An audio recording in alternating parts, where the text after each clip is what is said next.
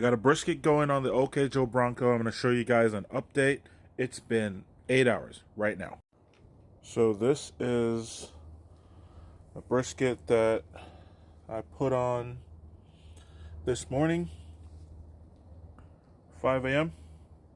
It's 1 p.m. right now. Check that out. I put it in the foil boat 3.5 hours after because it had a nice color on the fat side. So I'm going to do my first temp check on it. All right. So what I'm looking for is about 195 or so. And that's when I start to probe for tenderness. So this is coming up to that point. Still a little bit of resistance in the flat. The point and around these parts feel really good.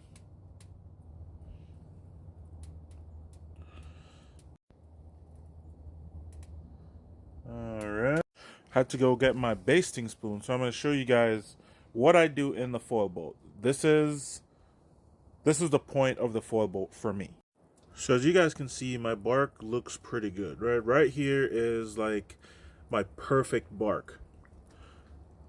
Now the reason why I do the foil boat is so that I can have this perfect bark, but I do not want the outside of the brisket, the bark, to be too dry.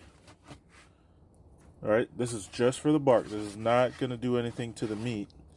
And I just want to do this a couple times. I think I'm probably only going to do this once, because this brisket's pretty close to being done.